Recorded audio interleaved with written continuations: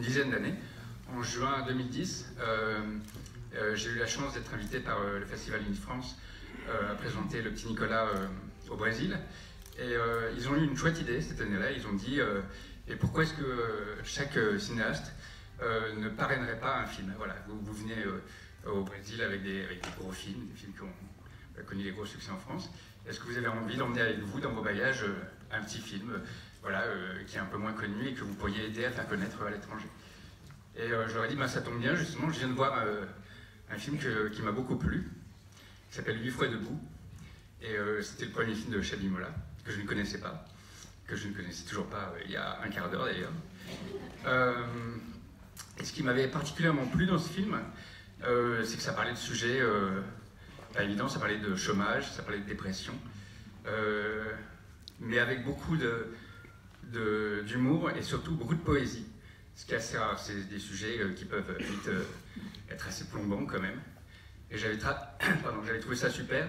Et donc voilà, et donc j'ai emmené ce film avec moi au Brésil et j'ai montré aux habitants de Rio. Et puis, depuis, Chabi a fait un deuxième film, Les Conquérants, en 2013. Il a fait un documentaire, j'ai vu aussi. Il a travaillé sur des scénarios. Je crois qu'on dit scénario, mais c'est pas très grave, non. Et puis, il a écrit des romans. J'ai découvert que ce garçon est assez prolifique. Je crois qu'il a écrit 8 romans. C'est ça? Il y a quelques recueils de poèmes au milieu, mais oui, quelques romans. Donc il n'aime pas beaucoup l'inactivité, j'ai l'impression, en fait. Et donc nous voilà en 2018, et j'ai le plaisir de vous présenter en tant que membre du conseil d'administration de la SACD, Comme des rois, son nouveau film, qui est le coup de cœur de la SACD ce mois-ci, et qui m'a beaucoup plu aussi, pour les mêmes raisons.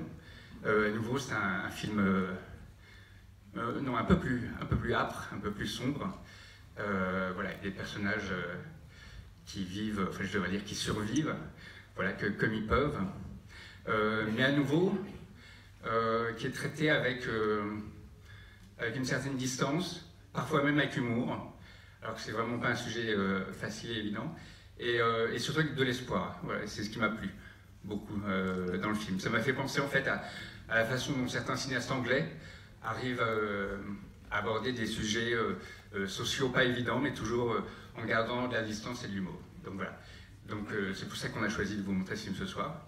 Et maintenant, je vais pouvoir m'arrêter de parler. Chouette! Et je vais passer la parole au réalisateur. Et à son scénariste, pardon, Frédéric Chancel.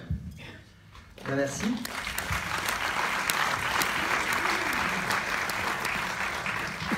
C'est marrant, parce que je me souviens de cette histoire de Rio.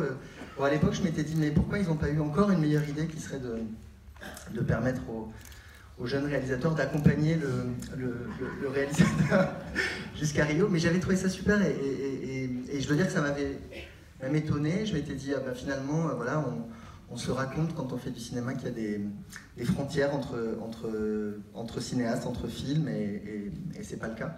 Et donc je vous remercie de m'avoir accompagné cette première fois, et puis là de nous donner l'occasion de présenter le film ici. Moi je prends ça m'impressionne beaucoup, parce que la SACD c'est quand même, enfin, comme toi Fred, c'est notre, on reçoit nos bordereaux, enfin, c'est dans nos vies de post-adolescents, la SACD c'est quand même un peu, voilà, c'est le patron en fait, même si c'est pas le cas en fait, mais c'est pour nous qui travaillent, mais ça m'impressionne. Voilà. Très difficile de dire quelques mots sans raconter l'histoire, donc je vais ne pas raconter l'histoire, mais essayer de dire quelques mots quand même. Peut-être pour rebondir sur ce que vous venez de dire, c'est vrai qu'on a travaillé sur cette recherche d'un équilibre entre un sujet âpre et un traitement qui doit souvent l'être dans le cinéma qu'on connaît et qui n'a pas à l'être. Voilà, c'est pas parce qu'on parle de choses difficiles, de précarité, etc., qu'il faut se condamner à une forme de misérabilisme. Et c'est vrai que le modèle anglais, enfin, notamment les premières comédies de Ken Loach, nous a complètement servi de référence, non pas pour les copier, mais plutôt pour se dire on a le droit de faire ça, c'est-à-dire on a le droit dans un film de varier les registres, on a le droit d'être aussi sensible dans la vie des quartiers populaires, dans les vies difficiles, à tout ce qui survit, à tout ce qui résiste, à tout ce qui reste debout.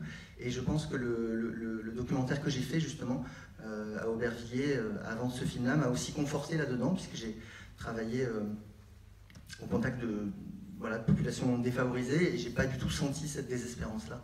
Donc je me suis dit, il faut essayer de travailler sur cet équilibre. Tu veux dire un mot, Fred? Non, bah écoute, je suis comme toi ravi d'être ici pour montrer le film, pour le découvrir aussi, parce que c'est la première fois que je vois le montage définitif. Je suis heureux de savoir pourquoi on voit cette statue de Chabi à Rio, les bras écartés dans tous les films, parce que je ne me l'expliquais pas jusqu'à aujourd'hui. Et non, bah, je suis particulièrement content de voir le film ici aussi au cinéma des cinéastes, parce qu'il a été écrit pas loin, il a été... probablement pour conserver cette aura d'âpreté, écrit dans des cafés où il faisait froid, par un temps où il est forcément mauvais, et donc nécessairement près de la place de Clichy et de Pigalle, qui était juste le croisement de nos deux lignes de métro avec Chabi. Mais voilà, on passe du petit poussé à 8h du matin au cinéma des cinéastes à 8h du soir, et ça me fait très plaisir. Merci.